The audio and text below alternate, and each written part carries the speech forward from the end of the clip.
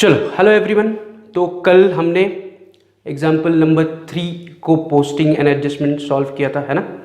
मैंने कहा था कि एग्जाम्पल नंबर 3 का आप लोग बैलेंसिंग करो, राइट। ग्रॉस प्रॉफिट निकालो, नेट प्रॉफिट निकालो एंड बैलेंस शीट को टैली करो, राइट। तो होप सो आप सबने किया होगा, सबका टैली हुआ होगा, राइट। तो एक बार हम क्या करते हैं, इसका आंसर वेरीफाई करते हैं, राइट। आपका आंसर एंड जो एक्चुअल आंसर है उसको वेरीफाई करो, राइट। अगर कुछ चेंजेस करने हैं तो वो चेंजेस कर लो, राइट। तो सबसे पहले हम क्लोज करेंगे ट्रेडिंग अकाउंट, राइट। तो ट्रेडिंग अकाउंट क्लोज करने के लिए ट्रेडिंग अकाउंट के क्रेडिट की टोटल आ रही है 2,33,000 एंड ट्रेडिंग अकाउंट के डेबिट की टोटल आ रही है 1,45,900, राइट। तो जो ट्रेडिंग अकाउंट है एग्जांपल नंबर 3 हम वेरीफाई कर रहे हैं। तो एग्जांपल नंबर 3 का आंसर इज ट्रेडिंग अकाउंट का credit side is 2,33,000 and trading account का डेबिट साइड इज 1,45,900, राइट। तो बड़ा है फिर से 2,33,000, तो टोटल कॉलम में दोनों तरफ में 2,33 लिखूंगा, राइट। अब बड़े में से छोटा 2,33 माइनस 1,45,900 डिफरेंस मिलेगा 87,100, राइट। तो ये डिफरेंस को मैं फिर से डेबिट में लिखूंगा because debit is short, right. और इस डिफरेंस को मैं कहूंगा to gross profit carried down. क्या कहूंगा इस डिफरेंस को? To gross profit carried down and उसका सेकंड इफेक्ट आएगा P&L के क्रेडिट में by gross profit brought down 87,100, right. तो हमने ट्रेडिंग अकाउंट क्लोज किया, ग्रॉस प्रॉफिट फाइंड आउट किया 87,100, उसे हमने P&L के क्रेडिट में पोस्ट। चलो तो अब हम क्या करेंगे, अब हम profit and loss account close करेंगे। तो प्रॉफिट एंड लॉस क्लोज करने के लिए प्रॉफिट एंड लॉस के क्रेडिट साइड की टोटल 87,100, क्रेडिट में एक ही आइटम है, इसका टोटल 87,100, राइट। एंड डेबिट में जितने भी आइटम्स हैं उन सब का टोटल आ रहा है 20,166। तो क्रेडिट का टोटल किया, डेबिट का टोटल किया, क्रेडिट बढ़ा है तो दोनों तरफ टोटल कॉलम में मैं 87,100 लिखूंगा। अब मैं डिफरेंस कैलकुलेट करूंगा 87,100 माइनस 20,166, मुझे डिफरेंस मिल रहा है 66,934। सो 66,934 को मैं डेबिट में टोटल के ऊपर वाले लाइन पर लिखूंगा एज अ बैलेंसिंग फिगर 66,934 और उसे मैं कहूंगा टू नेट प्रॉफिट। अब इस नेट प्रॉफिट को हमें हमेशा हर एक क्वेश्चन में क्या करना है, नेट प्रॉफिट को पार्टनर्स के बीच में डिस्ट्रीब्यूट करना है, राइट। तो यहां पर भी हम इसे दोनों पार्टनर्स के बीच में डिस्ट्रीब्यूट करेंगे। कैसे? तो उनके प्रॉफिट शेयरिंग रेशियो में। तो क्वेश्चन की शुरुआत में हमने दोनों का प्रॉफिट शेयरिंग रेशियो निकाला था, राइट, है कि नहीं। क्या था उनका प्रॉफिट शेयरिंग रेशियो? 2:1 हमने कैलकुलेट किया था। उन्होंने क्वेश्चन में कहा था कि दोनों कैपिटल रेशियो में प्रॉफिट शेयर कर रहे हैं, तो हमने कैपिटल से उनका प्रॉफिट शेयरिंग रेशियो निकाला था विच इज 2:1, राइट। तो हमें 66,934 को 2:1 में डिस्ट्रीब्यूट करना है, राइट। तो कैसे डिस्ट्रीब्यूट करोगे, तो उसके लिए छोटा सा कैलकुलेशन करेंगे। तो 2:1 यानी कि 2 + 1 यानी कि 3 हिस्से करने पड़ेंगे। तो हमें प्रॉफिट के पहले 3 हिस्से करने पड़ेंगे। तो 66,934 को मैं डिवाइडेड बाय 3 करूंगा। तो डिवाइडेड बाय 3 करने से एक हिस्सा बना 22,311.33, right. 66,934 is your net profit. इसे हमें दोनों पार्टनर्स के बीच में 2:1 में डिस्ट्रीब्यूट करना है। तो 2 + 1 यानी कि हमें टोटल 3 हिस्से बनाने हैं। तो मैं नेट प्रॉफिट को यानी कि 66,934 को पहले 3 से डिवाइड कर रहा हूं। 3 से डिवाइड करने पर मुझे आंसर मिला 22,311.33, राइट। अब उसमें से पहले पार्टनर के 2 हिस्से हैं, तो पहले पार्टनर को मिलेगा 22,311.33 इंटू 2। कितना मिलेगा? 22,311.33 इंटू 2 विच इज 44,622.66, राइट। तो उसे हम राउंड फिगर ले लेंगे 44,623। तो जो फर्स्ट पार्टनर है उसे मिलेगा 44,623 एंड सेकंड पार्टनर को 22,311.33 इंटू एक हिस्सा यानी कि उतना ही 22,311.33 राउंड फिगर हम उसे दे देंगे 22,311, राइट। तो हमने जो नेट प्रॉफिट था 66,934 को वो दोनों पार्टनर्स में 2:1 में डिस्ट्रीब्यूट कर दिया, राइट। तो अब इसी की एंट्री हम प्रॉफिट एंड लॉस के डेबिट में अंडर नेट प्रॉफिट करेंगे। ऑलरेडी मैंने लिखा हुआ है टू नेट प्रॉफिट, उसे अंडरलाइन करके रुचा एंड जुइली। तो रुचा का प्रॉफिट है 44,623 एंड जुइली का प्रॉफिट है 22,311, राइट। अब इन दोनों नेट प्रॉफिट का हमें सेकंड इफेक्ट देना है पार्टनर्स कैपिटल अकाउंट के क्रेडिट में। तो पार्टनर्स कैपिटल अकाउंट के क्रेडिट में मैं लिखूंगा बाय नेट प्रॉफिट। रुचा के कॉलम में 44,623 एंड जुइली के कॉलम में 22,311, राइट। Is it clear? तो नेट प्रॉफिट चला गया पार्टनर्स कैपिटल के क्रेडिट में। अब अगला स्टेप क्या है, तो अगला स्टेप है पार्टनर्स कैपिटल को क्लोज करो, राइट, एंड दोनों पार्टनर्स का बैलेंस निकालो। तो लेट्स क्लोज पार्टनर्स कैपिटल। तो फिर से आपको लॉजिक पता है पार्टनर्स कैपिटल क्लोज करने का, तो फिर से पार्टनर्स कैपिटल दोनों को बैलेंस करते हैं, राइट, सबको बैलेंसिंग आना चाहिए, तो इस प्रकार बैलेंसिंग होगा। एंड फाइनली रुचा का आपको बैलेंस मिलेगा 1,21,623 एंड जूली का बैलेंस मिलेगा 60,311। दोनों की क्रेडिट साइड बढ़ी है, राइट, तो क्रेडिट की टोटल मैंने दोनों तरफ लिखी, क्रेडिट माइनस डेबिट करके रुचा का बैलेंस आ रहा है 1,21,623 एंड जूली का बैलेंस आ रहा है 60,311, राइट। इसे मैं कहूंगा to balance carried down. And अब इन दोनों का पार्टनर्स कैपिटल का बैलेंस मैं फाइनली पोस्ट करूंगा to our liability side, balance sheet के लायबिलिटीज में जाएगा। तो लायबिलिटीज में मैं लिखूंगा पार्टनर्स कैपिटल अंडरलाइन करके रुचा, आउटर कॉलम में 1,21,623 एंड जूली 60,311, राइट। तो यहां पर हमारी 8वीं step close the partners capital वो कंप्लीट हुआ।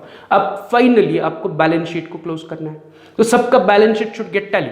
तो सब लोग ट्राई करो, सब लोग चेक करो, ऑलरेडी अपने होमवर्क के लिए किया था। तो सबका balance sheet should tally at 2,22,734, 2,22,734 पे एसेट्स एंड लायबिलिटी दोनों साइड इक्वल आ रहा है, राइट। तो यहाँ पर हमारा एग्जाम्पल 3 का ये क्लोजिंग इस तरफ होगा। ट्रेडिंग क्लोज किया, P&L क्लोज किया, पार्टनर्स कैपिटल क्लोज किया, उनका बैलेंस मैंने लायबिलिटी में लिखा and finally my balance sheet got tally, right. यहाँ पर हमारा एग्जाम्पल 3 खत्म हुआ। अब हम चलते हैं on the next example, example number 4 from your text book. तो सब लोग अपना अपना टेक्स्ट बुक में एग्जाम्पल नंबर 4 ओपन करो। तो example 4 is about mister Piyush and mister Arun. कौन है यहाँ पर partners? Mister Piyush and mister Arun. तो mister Piyush and mister Arun के लिए आपका फॉर्मेट इस तरह फिर से रेडी होना चाहिए, trading account, profit and loss account, balance sheet, and and में आपको क्या बनाना पड़ेगा? चेक करो क्वेश्चन में आपको कैपिटल अकाउंट ही दिया है फिर से, तो एंड में हम पार्टनर्स कैपिटल अकाउंट बनाएंगे, particulars Piyush Arun, particulars Piyush and Arun, right. तो यहाँ पर आपका इस तरह फॉर्मेट बन गया। अब मैं फिर से आपको 2 मिनट दे रहा हूँ, वीडियो को पॉज करो, क्वेश्चन को पढ़ो एंड क्वेश्चन पढ़ते वक्त दोनों का, पीयूष एंड अरुण का profit sharing ratio find out करो, राइट। तो 2 मिनट है आपके पास, वीडियो को पॉज करके पूरा क्वेश्चन स्टार्ट टू एंड पढ़ो एंड पीयूष एंड अरुण का प्रॉफिट शेयरिंग रेशियो ढूंढ के मुझे बताओ, राइट। चलो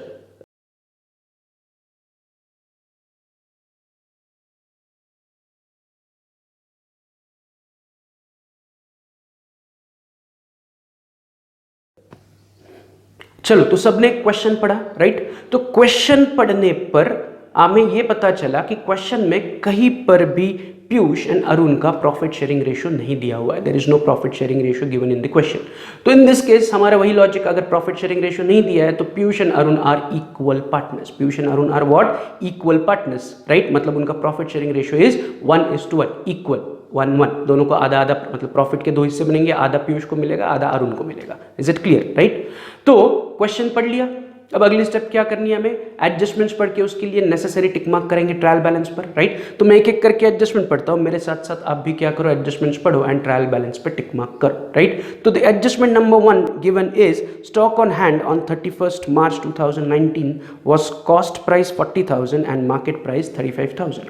तो again this is closing stock for us. तो क्लोजिंग स्टॉक के लिए हम कहीं पर टिक मार्क नहीं करते हैं, बट यहाँ पर फिर से क्लोजिंग स्टॉक की 2 कीमतें दी है, तो हमने पहले भी डिस्कस किया है, अगर क्लोजिंग स्टॉक की 2 प्राइजेस आती है तो उन दोनों में से हमें लोएस्ट चाहिए, छोटा चाहिए। तो मैं 40,000 को क्रॉस करूंगा, कैंसिल करूंगा कि we are not interested in 40,000 and 35,000 को अंडरलाइन करूंगा, राइट। तो दोनों में से छोटी अमाउंट को अंडरलाइन करो, बड़ी अमाउंट को क्रॉस करो। Adjustment number 2, interest on fix deposit ₹1,200 is still receivable. वो क्या कह रहे हैं? आपको फिक्स डिपॉजिट पे 1,200 रुपया इंटरेस्ट अभी भी आना बाकी है। फिक्स डिपॉजिट यानी कि हमने बैंक में पैसा रखा है, जब आप बैंक में फिक्स डिपॉजिट रखते हो तो उस फिक्स डिपॉजिट पर बैंक से आपको इंटरेस्ट मिलता है, राइट। तो वो कह रहे हैं कि इन फिक्स डिपॉजिट पर 1,200 इंटरेस्ट अभी भी आना बाकी है, राइट। तो उसके लिए ट्रायल बैलेंस में चेक करो कि is there any fix deposit in the question. तो अगर आप अगर आप डेबिट साइड में देखोगे ट्रायल बैलेंस में, तो डेबिट साइड में लास्ट आइटम दिया फिक्स्ड एसेट्स, तो put a tick mark on fixed deposits, right. And credit side में चेक करो is there any interest on fixed deposit given, right. Adjustment क्या कह रहे हैं? वो एडजस्टमेंट में वो कह रहे हैं कि interest on fixed deposit is still outstanding, fixed deposit पे इंटरेस्ट आना बाकी है, राइट। तो फिक्स्ड डिपॉजिट पे मैंने टिक मार्क किया 1 एंड क्रेडिट साइड में चेक करो कि क्या पहले से हमें कोई इंटरेस्ट मिला है फिक्स डिपॉजिट पे, तो यस क्रेडिट साइड में already interest on fix deposit है, तो उस इंटरेस्ट ऑन फिक्स डिपॉजिट पे भी एक टिक मार्क करो। तो इस एडजस्टमेंट के लिए मैंने 2 टिक मार्क किए, एक फिक्स डिपॉजिट पे, एक इंटरेस्ट ऑन फिक्स डिपॉजिट पे। सॉल्व करते वक्त देखते हैं कि इसका एग्जैक्टली क्या इफेक्ट होगा। Is it clear? तो देखते हैं एडजस्टमेंट नंबर 3 क्या है। तो एडजस्टमेंट नंबर 3 में कहा है provide RDD at 2.5% on sundry debtors. तो फिर से बैड डेब्ट्स एंड आरडीडी वाली एडजस्टमेंट है, लेकिन इसमें सिर्फ आरडीडी है, बैड डेब्ट्स नहीं है। तो इसके लिए डेटर्स पे एक टिक मार्क दे दो। तो चेक करो ऊपर सन्ड्री डेटर्स है क्या, है ना, ट्रायल बैलेंस में सन्ड्री डेटर्स है, तो put tick mark on sundry debtors. And उसके साथ साथ अभी हम चेक करेंगे कि क्वेश्चन में पहले से ही बैड डेब्ट्स एंड पहले से ही आरडीडी होगी तो उन पर हैशटैग करेंगे। तो क्वेश्चन में चेक करो बैड डेब्ट्स है क्या, तो नीचे थोड़ा आओगे डेटर्स के बाद तो बैड डेब्ट्स है, तो बैड डेब्ट्स पे put hashtag, right. And credit side में चेक करो कि पहले से ही आरडीडी है क्या, there is no old RDD given, तो आरडीडी नहीं है तो हैशटैग दूसरा नहीं देना है, राइट। तो यहाँ पर एडजस्टमेंट में केवल आरडीडी है, तो उसके लिए मैंने एक डेटर्स पे टिक मार्क किया एंड बैड डेब्ट्स पे एज यूजुअल हैशटैग कर लिया। Is it clear, right. Next adjustment number 4 easy, depreciate furniture bye 5%, तो ऊपर फर्नीचर पे एक टिक मार्क करो, that's it. And last adjustments, goods rupees 8,000 destroyed by fire, an insurance company admitted a claim of 6,000 only। पहले तो इस adjustment पर 2 stars का, स्टार का मतलब सबको पता है, इट इज इंपॉर्टेंट एडजस्टमेंट, ये बहुत फ्रीक्वेंटली रिपीट नहीं होगी, तो you have to practise it, right. तो गुड्स 8,000 के थे, वो आग की वजह से जल गए, आपने इंश्योरेंस कंपनी से उसके लिए क्लेम मांगा और इंश्योरेंस कंपनी ने 8,000 के बदले में 6,000 का क्लेम अप्रूव किया, राइट। तो दिस इज एडजस्टमेंट, ये हम पहली बार सॉल्व कर रहे हैं, राइट। तो इस एडजस्टमेंट के लिए हेंसफोर्थ ये एडजस्टमेंट अगर किसी क्वेश्चन में आएगी तो इसके लिए कहीं पर टिक मार्क करने की जरूरत नहीं है, ये इंडिपेंडेंट एडजस्टमेंट है, राइट। हम एडजस्टमेंट सॉल्व करते वक्त देखते हैं कि इसका क्या क्या इफेक्ट्स होगा, but it is important adjustment, इसलिए उस पर 2 स्टार मार्क्स करके रखो, राइट। तो यहाँ पर हमने क्या किया, क्वेश्चन पढ़ा, फिर हमने एडजस्टमेंट्स के लिए टिक मार्क किया। अब हम क्या करेंगे अगली स्टेप, अब हम एक एक करके ट्रायल बैलेंस के आइटम हमारे फॉर्मेट में पोस्ट करते हैं, राइट। तो फॉर्मेट में पोस्टिंग करने से पहले वही फिर से लॉजिक कि ट्रेडिंग अकाउंट में 4 पिलर लिख के रखो, opening stock, purchases, sales and closing stock, right. And then start the posting. तो अब पोस्टिंग करते हैं शुरुआत from the debit side of trial balance. तो ट्रायल बैलेंस का डेबिट साइड में पहले पोस्ट करूंगा, फिर क्रेडिट साइड पोस्ट करूंगा, राइट। तो डेबिट साइड में पहला item stock on 1 April 2018, this is nothing but what, opening stock, है ना, ये आपका ओपनिंग स्टॉक है। तो इसे मैं कहां पर पोस्ट करूंगा, ट्रेडिंग अकाउंट के डेबिट में। ऑलरेडी हमने लिखा है टू ओपनिंग स्टॉक, बस उसके सामने अमाउंट लिखो 30,800। सेकेंड आइटम है परचेसेस, राइट। तो परचेसेस वही जाएगा ओपनिंग स्टॉक के नीचे, टू परचेसेस ऑलरेडी हमने लिखा हुआ है, बट जब भी परचेसेस आएगा मैंने आपको क्या कहा है कि opposite side credit side check करो, ट्रायल बैलेंस के क्रेडिट साइड में चेक करो, is there any purchase return given, right. तो क्रेडिट साइड में अगर आप चेक करोगे तो परचेस रिटर्न नहीं दिया हुआ है, तो मैं परचेसेस डायरेक्टली आउटर कॉलम में लिखूंगा, राइट। तो सेकंड आइटम ट्रेडिंग के डेबिट में आएगा to purchases 80,000 directly outer column. Purchases के बाद है सैलरीज, तो सैलरीज हमारा खर्चा है, तो सैलरीज हम कहाँ लिखते हैं, प्रॉफिट एंड लॉस के डेबिट में। तो सैलरी आएगा 2 सैलरीज P&L के डेबिट में 5,000। सैलरीज के बाद है वेजेस, तो वेजेस कहाँ आएगा, ट्रेडिंग के डेबिट में। तो परचेसेस के बाद 2 वेजेस 7,500। वेजेस के बाद है कैरेज। अगेन हमने इससे पहले डिस्कस किया है, 2 तरह के कैरेज होते हैं, एक होता है कैरेज इनवर्ड, एक होता है कैरेज आउटवर्ड। कैरेज इनवर्ड यानी कि सामान खरीदने का खर्चा वो जाएगा ट्रेडिंग अकाउंट के डेबिट में, एंड कैरेज आउटवर्ड अगर होगा तो वो सामान बेचने का खर्चा, it is not related to purchase and production, इसलिए वो जाएगा प्रॉफिट एंड लॉस के डेबिट में। Carriage inward trading debit, carriage outward profit and loss debit, as simple as that, right. Inward outward, right. लेकिन यहां पर सिर्फ बताया कैरेज इनवर्ड है या आउटवर्ड है नहीं बताया, तो जब भी क्वेश्चन में सिर्फ कैरेज मेंशन किया जाता है तो इसका मतलब it is carriage inward. If question is only mentioning carriage, आगे ये नहीं बता रहे कि ये कैरेज इनवर्ड है या ये कैरेज आउटवर्ड है, if it is only carriage तो इसका मतलब है ये कैरेज इनवर्ड है और ये जाएगा ट्रेडिंग के डेबिट में। अगर उन्होंने स्पेसिफिकली कहा है कैरेज इनवर्ड तो कोई प्रॉब्लम नहीं, कैरेज आउटवर्ड स्पेसिफिकली कहा है तो कोई प्रॉब्लम नहीं, बट जब वो सिर्फ वर्ड यूज कर रहे हैं कैरेज, यहाँ पर जैसे कि क्वेश्चन में कहा है कि सिर्फ कैरेज, तो कैरेज अगर है तो इसका मतलब ये कैरेज इनवर्ड है। Is it clear? तो अगर क्वेश्चन में सिर्फ कैरेज दिया है तो इसका मतलब इट इज कैरेज इनवर्ड, तो ये जाएगा ट्रेडिंग अकाउंट के डेबिट में, to carriage amount is 3,000, right. Next is royalties. तो रॉयल्टीज ऑलरेडी हमने फर्स्ट क्वेश्चन में डिस्कस किया था, तो रॉयल्टीज कहां पर जाएगा, रॉयल्टीज जाएगा ट्रेडिंग अकाउंट के डेबिट में 2,500। Next is freight. What do you mean by freight? तो फ्रेट का मतलब भी ट्रांसपोर्टेशन होता है, राइट। फ्रेट हम तब पे करते हैं जब हमारा गुड्स हम रेलवे थ्रू ट्रांसपोर्ट करते हैं, तो रेलवे फ्रेट हमें देना पड़ता है। क्या देना पड़ता है? रेलवे का किराया। जब हम सामान गुड्स को एक जगह से दूसरे जगह ट्रांसपोर्ट करते थ्रू रेलवे, तो उस रेलवे आपसे जो किराया चार्ज करती है ट्रांसपोर्टेशन ऑफ योर गुड्स, उस किराए को कहते हैं फ्रेट। क्या कहते हैं उसे? फ्रेट। तो फ्रेट भी दो तरह के होते हैं। फ्रेट इनवर्ड यानी कि माल खरीदते वक्त जो हमने ट्रांसपोर्टेशन के लिए पैसे दिए, एंड एक होता है फ्रेट आउटवर्ड यानी कि जब हम माल बेच रहे हैं तब किराया जो देना पड़ा, दैट इज फ्रेट आउटवर्ड। तो यहां पर इन्होंने सिर्फ फ्रेट बोला है, इनवर्ड है या आउटवर्ड नहीं बोला है। तो जब भी वर्ड फ्रेट आएगा तो इसका मतलब है it is again inward. Same carriage वाला लॉजिक, कैरेज में भी अगर नहीं बताया इनवर्ड है या आउटवर्ड है तो इट इज इनवर्ड। फ्रेट में भी वही लॉजिक कि फ्रेट में ये नहीं बताया कि अगर वो इनवर्ड है या आउटवर्ड है। फ्रेट का मतलब भी ट्रांसपोर्टेशन है, transport of goods through railways, right. तो फ्रेट का मतलब है transport of goods through railways. अगर ये फ्रेट इनवर्ड है तो ट्रेडिंग में जाएगा, फ्रेट आउटवर्ड है तो P&L में जाएगा, सेम लॉजिक। बट सिर्फ फ्रेट बताया, इनवर्ड है या आउटवर्ड है ये नहीं बताया, तो सिर्फ फ्रेट अगर है तो वो ट्रेडिंग के डेबिट में जाएगा। तो ट्रेडिंग के डेबिट में मैं लिखूंगा टू फ्रेट। फ्रेट की अमाउंट दी है 700। Is it clear? तो हमारा फ्रेट तक पोस्टिंग हो गया सबका। फ्रेट के बाद अगला आइटम है प्रिंटिंग स्टेशनरी। तो प्रिंटिंग स्टेशनरी हमारा जनरल खर्चा है, तो वो आएगा P&L के डेबिट में। To printing and stationery 1050। Printing and stationery के बाद अगला आइटम क्या है? Sundry debtors. तो what is sundry debtors? Debtors यानी कि वो लोग जिनसे पैसा आना बाकी है। तो आना बाकी है मतलब इट इज आवर एसेट, तो वो जाएगा एसेट्स में। इनर कॉलम में मैं लिखूंगा 43,000, एक लाइन छोड़ के पुट एरो, राइट। तो 43,000 inner column, leave one line, put arrow. उसके बाद है फर्नीचर। तो furniture is again our asset, उस पर भी टिक मार्क है, तो 20,200 इनर कॉलम, एक लाइन छोड़ के एरो। उसके बाद है लीज होल्ड प्रॉपर्टी। तो मैंने इससे पहले भी कहा था, लास्ट क्वेश्चन में था फ्री होल्ड प्रॉपर्टी। तो प्रॉपर्टी यानी क्या एसेट, भले वो लीज होल्ड हो या फ्री होल्ड हो, it is your property, it is your belonging, ये आपकी एसेट है, तो ये जाएगा ऑन द एसेट साइड। तो एसेट्स में मैं लिखूंगा लीज होल्ड प्रॉपर्टी 25,000। उसके बाद है इन्वेस्टमेंट। तो इन्वेस्टमेंट यानी कि मैंने अपने एक्स्ट्रा पैसे कहीं पर इन्वेस्ट किए, राइट। जब मुझे चाहिए तब वो मैं इन्वेस्टमेंट से अपना पैसा वापस ले सकता हूँ, तो investment is also my asset. तो इन्वेस्टमेंट भी जाएगा एसेट्स में। कितना investment? 15,000, right. Next travelling expenses, right. अब ट्रैवलिंग एक्सपेंसेस का मतलब है ट्रैवल। तो ट्रैवल एंड ट्रांसपोर्ट दोनों में डिफरेंस है। ट्रांसपोर्ट यानी कि जब हम गुड्स एक जगह से दूसरी जगह लेके जाते हैं उसे हम ट्रांसपोर्ट कहते हैं। ट्रैवल मतलब जब पर्सन, इंडिविजुअल्स, जैसे कि ह्यूमन बींग्स, आपके ऑफिस में जो स्टाफ काम कर रहा है, स्टाफ जब एक जगह से दूसरी जगह जाता है तो उसे ट्रैवलिंग कहते हैं, राइट। तो travelling is not related to purchase and production. Travelling expense है, खर्चा है, तो ये परचेस प्रोडक्शन से रिलेटेड नहीं है, राइट। ट्रैवल जब पर्सन एक जगह से दूसरी जगह ट्रैवल करते हैं, राइट, तो ट्रैवलिंग जनरली प्रोडक्शन परचेस के लिए ट्रैवल करते हैं क्या? वो आंसर इज नो। जनरली जो मार्केटिंग में है कि नहीं, जो सेल्स में है, उनको ट्रैवल करना पड़ता है एक जगह से दूसरी जगह। तो ट्रैवलिंग का खर्चा is not related to purchase and production, इसलिए ट्रैवलिंग का खर्चा हम लिखेंगे प्रॉफिट एंड लॉस के डेबिट में। To travelling expenses 3,450। Is it clear? यहाँ तक क्लियर है सबको? अगले आइटम पर चलते हैं। अगला आइटम है एडवर्टाइजमेंट। ब्रैकेट में उन्होंने कहा है फॉर 3 years। तो अगेन ब्रैकेट में जब भी वो कुछ देंगे इसका मतलब there is a indirect adjustment.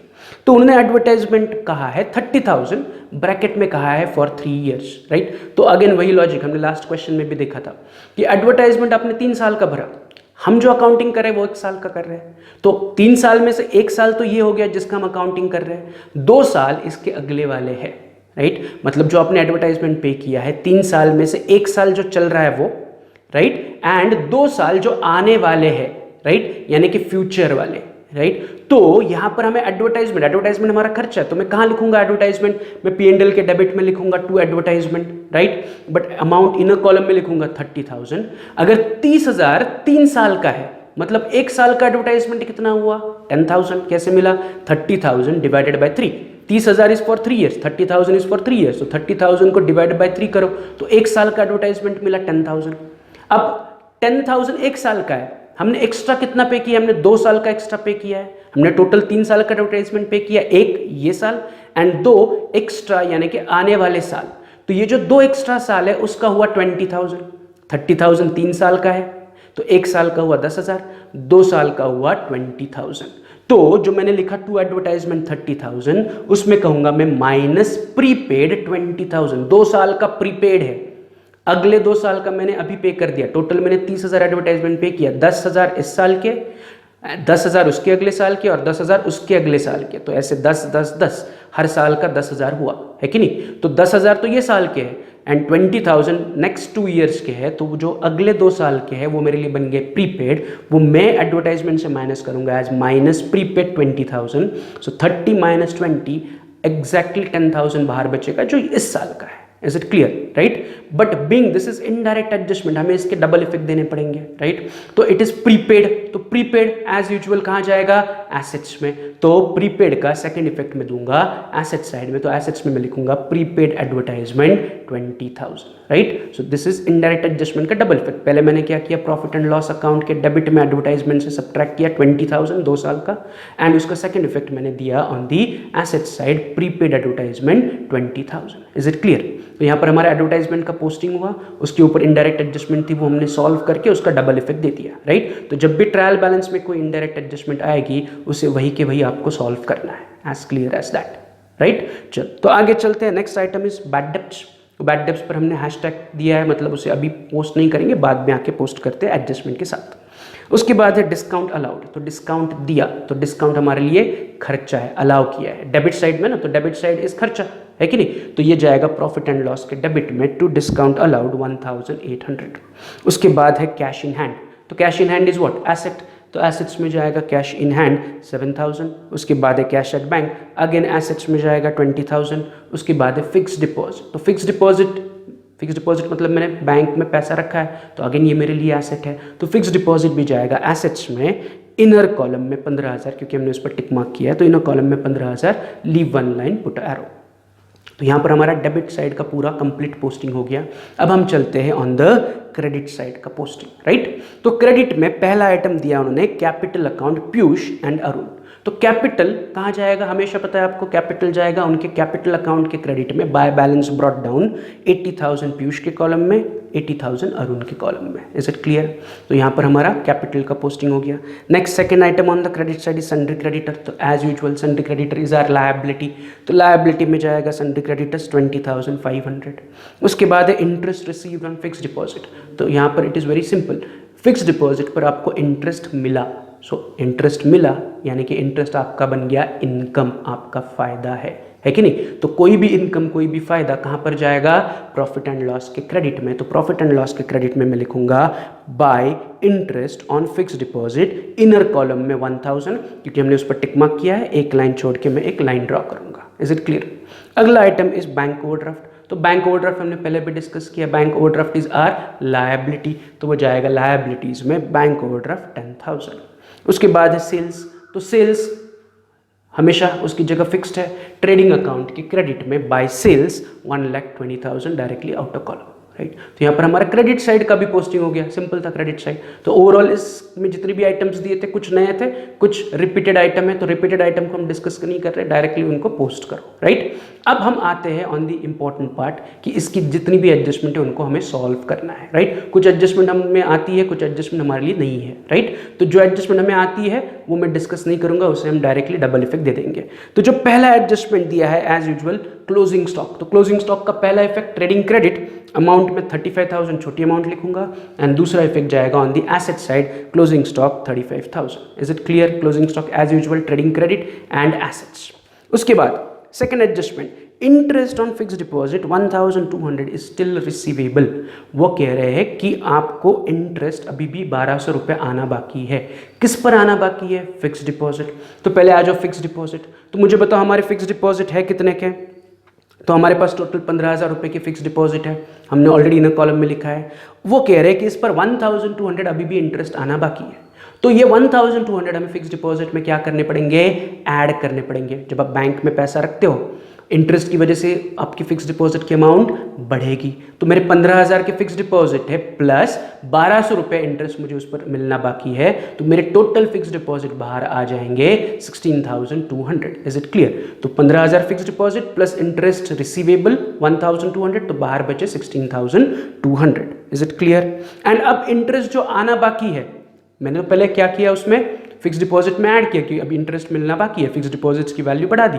अब ये जो 1,200 है इंटरेस्ट का, ये इंटरेस्ट आना बाकी है, तो ये आज नहीं तो कल मिलेगा, तो जब मिलेगा ये आपके लिए क्या बनेगा, फायदा बनेगा, प्रॉफिट बनेगा, इनकम बनेगा। तो इसका सेकंड इफेक्ट हम देंगे प्रॉफिट एंड लॉस के क्रेडिट में। ऑलरेडी हमने लिखा हुआ है by interest received on fixed deposit, है कि नहीं, ऑलरेडी हमने interest received on fixed deposit 1000 लिखा है, उसमें मैं लिखूंगा प्लस आउटस्टैंडिंग या प्लस इंटरेस्ट रिसीवेबल 1200, तो टोटल इंटरेस्ट की टोटल बाहर जाएगी 2200। Is it clear? तो interest receivable on fixed deposit का डबल इफेक्ट, पहला इफेक्ट मैंने दिया एसेट्स में जो फिक्स्ड डिपॉजिट थे उसमें मैंने ऐड किया, एंड सेकंड अभी मैंने यहाँ पर P&L के क्रेडिट में इंटरेस्ट ऑन फिक्स्ड डिपॉजिट में ऐड किया। तो दोनों जगह ऐड हुआ, फिक्स्ड डिपॉजिट में भी ऐड हुआ क्योंकि इंटरेस्ट की वजह से फिक्स्ड डिपॉजिट बढ़ेगा, and interest is your income, fixed deposit पे आपको इंटरेस्ट मिलेगा, तो इसलिए इनकम में भी इंटरेस्ट ऑन फिक्स्ड डिपॉजिट पे ये ऐड हुआ। Is it clear? राइट, आगे बढ़ते हैं।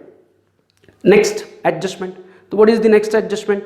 आपको अगली एडजस्टमेंट दी, adjustment number 3 is provide RDD 2.5% on sundry debtors. तो RDD का पोस्टिंग एज यूजुअल पेंडिंग रखना है for the last, keep it in mind. RDD bad debts जब भी आएगा उसे एकदम एंड में सॉल्व करना है, आफ्टर ऑल द एडजस्टमेंट और सॉल्व। उसके पीछे यही लॉजिक है कि RDD डेटर्स में अगर एक से ज्यादा एडजस्टमेंट है तो RDD should be solve last, right. तो कभी कभी गड़बड़ में क्या करोगे आप, RDD पहले सॉल्व कर दोगे तो बाद में फिर से आपको वो इरेज करके फिर से रिकैलकुलेट करना पड़ेगा, तो इसलिए सिंपल दिमाग में फिट कर दो, बैड डेब्ट्स RDD लास्ट के लिए रख दो, भले वो एडजस्टमेंट में पहले पूछा है उसे लास्ट में सॉल्व करो। Is it clear? ये एक ही एडजस्टमेंट है जिसको आपको याद रखना है, बाकी सारी एडजस्टमेंट जैसे आएगी वैसे सॉल्व करो, राइट। तो RDD adjustment always keep for last. तो RDD का एडजस्टमेंट अभी हम पेंडिंग छोड़ रहे हैं। नेक्स्ट एडजस्टमेंट पर चलते हैं, डेप्रिसिएट फर्नीचर बाय 5%, सबसे ईजी एडजस्टमेंट, आप सबकी फेवरेट एडजस्टमेंट। तो एसेट्स में आ जाओ, एसेट्स में हमने फर्नीचर लिखा हुआ है, कितना फर्नीचर लिखा हुआ है हमने एसेट्स में, तो 20,200 है। उसके नीचे लेस डेप्रिसिएशन 5%, 20,200 का 5% बना 1010, 1010, तो 20,200 माइनस 1010 बाहर बचा 19,190, राइट। तो मैंने क्या किया, फर्नीचर पर डेप्रिसिएशन था, फर्नीचर से सबट्रैक्ट किया एज यूजुअल।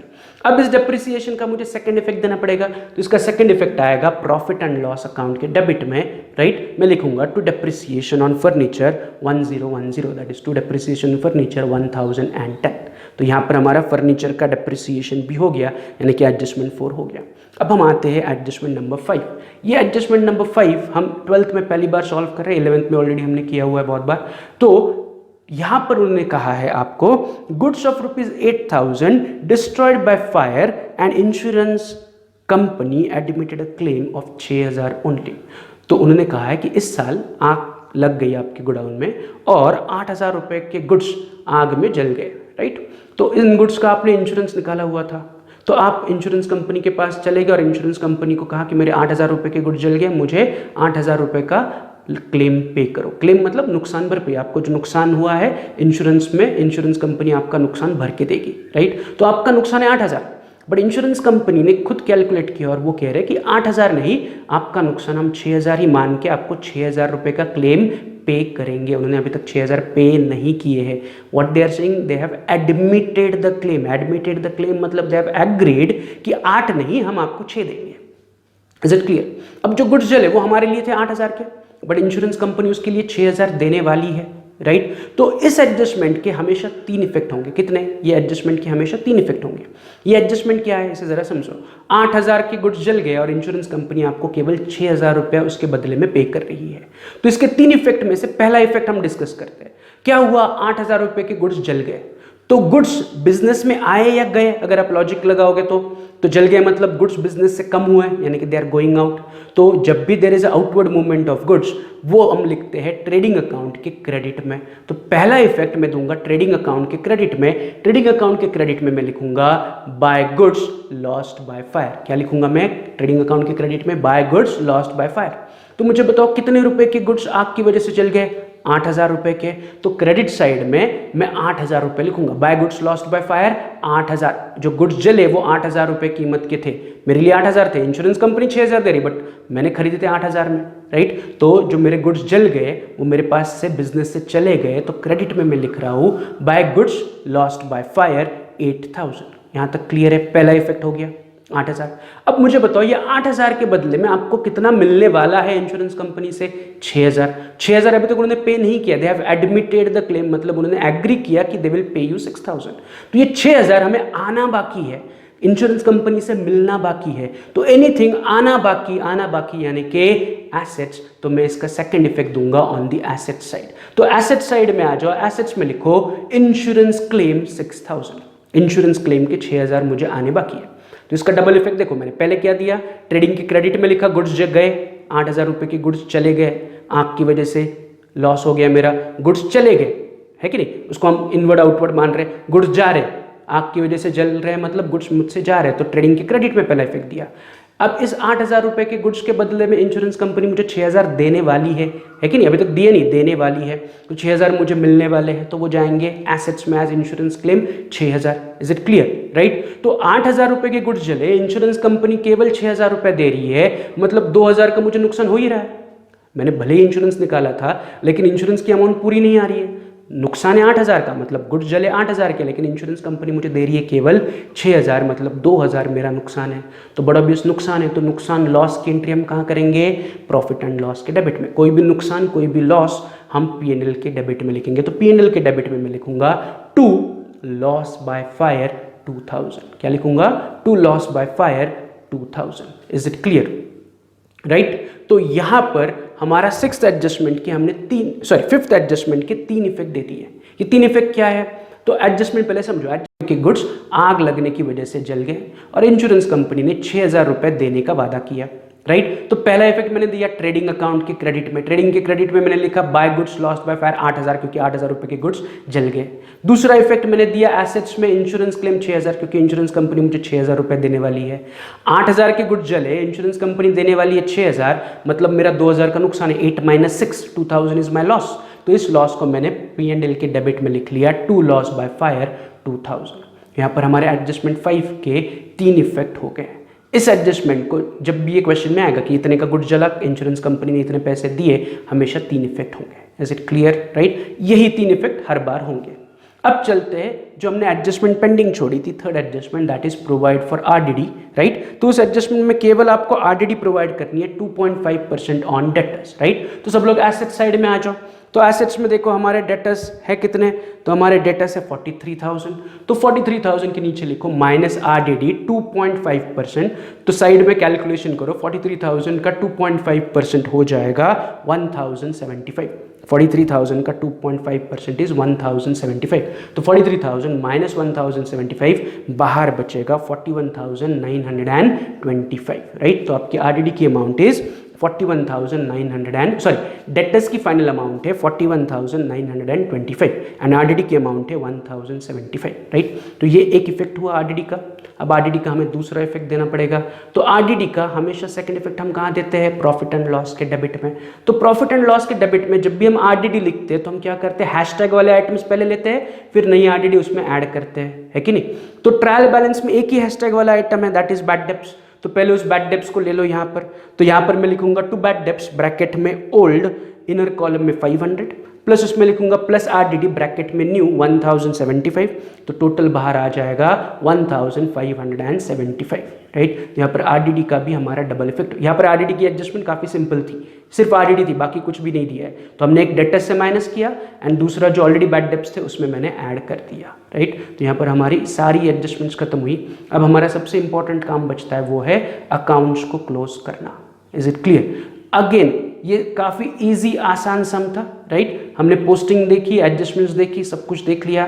तो इसका पोस्टिंग आपने कर लिया, एडजस्टमेंट्स कर ली, राइट? अब होमवर्क के लिए सब लोग इसे टैली करेंगे।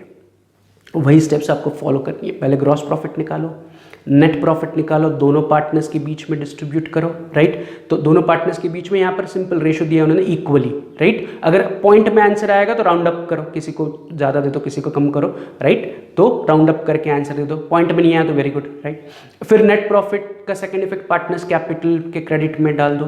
फिर पार्टनर्स कैपिटल को क्लोज करो, उनका बैलेंस लायबिलिटीज में पोस्ट करो एंड फाइनली सबका balance sheet should get tally, right? Clear? तो इसका सॉल्यूशन इस प्रकार होगा, बट ये आप खुद से पहले ट्राई करो।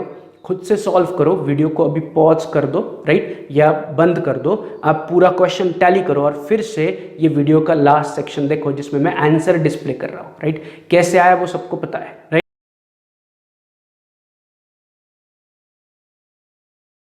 तो आंसर इस प्रकार होगा उसका, राइट। तो ये उसका फाइनल आंसर है। ग्रॉस प्रॉफिट आपको मिलना चाहिए 38,500, नेट प्रॉफिट आपको मिलना चाहिए 14,815, जिसे हम दोनों पार्टनर्स के बीच में इक्वली डिस्ट्रीब्यूट करेंगे। पॉइंट में आंसर आ रहा है तो 7,408 पीयूष को मिला, 7,407 अरुण को मिला, राइट। इन प्रॉफिट का सेकंड इफेक्ट पार्टनर्स कैपिटल के क्रेडिट में जाएगा। पार्टनर्स कैपिटल का फाइनल बैलेंस मिलेगा 87,408, 87,407 and finally balance sheet should get tally at 2,05,315, right. तो ये आपका फाइनल आंसर इस तरह है, राइट। तो बैलेंसिंग इज सिंपल मैथमेटिकल काम। अगर फिर से आपको बैलेंसिंग कैसे करते हो उसमें डाउट है तो पहले वाले जो सम्स हमने सॉल्व किए हैं, राइट, वो फिर से एक बार चेक करो। अब बैलेंसिंग का काम आपको आना चाहिए, इसकी प्रैक्टिस करो। सारे कैलकुलेशन जो मैं यहाँ पर कर रहा हूँ वो आप साइड बाय साइड करो, या क्वेश्चन खत्म होने के बाद सारे कैलकुलेशन आप खुद से सॉल्व करके देखो कि ये आंसर कैसे आया, राइट। अगर आपको कोई कैलकुलेशन में डाउट है तो पेन पेंसिल ले लो, रफ में कैलकुलेट करके सारे कैलकुलेशंस आपको करने हैं। Is it clear? तो यहाँ पर हमारा टेक्स्ट बुक का एग्जाम्पल नंबर 4 खत्म हुआ। कल के लेक्चर में हम सॉल्व करेंगे टेक्स्ट बुक का ही एग्जाम्पल नंबर 5, राइट। हम सीक्वेंस से जा रहे हैं, पहले हमने एग्जाम्पल 2 सॉल्व किया, फिर 1 सॉल्व किया, फिर 3 और ये 4th क्वेश्चन है। तो कल के लेक्चर में हम एग्जाम्पल नंबर 5 सॉल्व करने वाले हैं, राइट। तो सब लोग एग्जाम्पल 5 के लिए फॉर्मेट रेडी रखो, trading P&L balance sheet, and last में देखो कि करंट अकाउंट बनाना है या कैपिटल अकाउंट बनाना है। अगर डाउट है तो जब हम सम डिस्कस करेंगे तब कैपिटल या करंट अकाउंट है वो हम एक साथ ड्रॉ करेंगे। Is it clear? तो आज के लिए इतना ही। See you tomorrow, bye, have a good day.